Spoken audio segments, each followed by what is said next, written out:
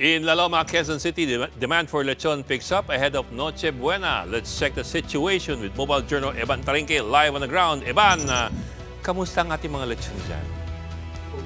O, simula kayo ng umaga, yun na. At yun nga yung naamoy ko dito sa La Loma. Pero sa mga oras na ito, makikita nyo sa aking likuran, medyo halos wala nang bumipili ng lechon ngayon dahil karamihan na nag-peak yan bandang alas 6 at alas 7 ngayong gabi, no, kung saan nga yung iba ang ginagawa, bumibili, tumatawag na lang at ipapadeliver na lang doon sa kanilang mga bahay or kung sa man yung location na kanilang pagtatausan ng Noche Buena. Kanina nag-ikot-ikot tayo dito, no? Tinanong natin kung magkano nga ba ang presyo ng lechon ngayon, no? Sa ating pag-ikot kanina, yung ibang lechon, yung nasa 6 to 7 kilos, nasa 11,500, mapalo ng 13,000, depende yan doon sa mga lechonan na ating napuntahan. Pero so far, dahil daw, tinanong natin kung bakit naman biglang tumaas yung presyo, according to sa mga nagtitinda, tumaas daw yung presyo dahil nga doon sa nangyaring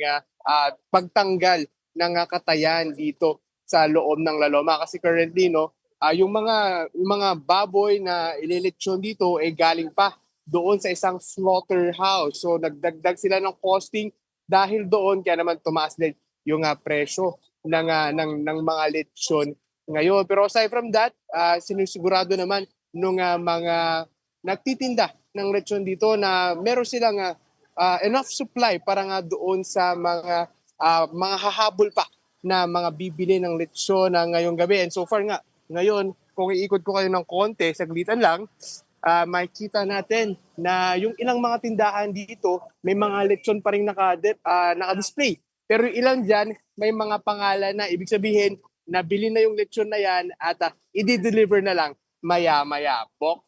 Okay, maraming salamat. Ivan, mukhang nagmamantika ng lente mo dahil siguro namamapakan ng lechon.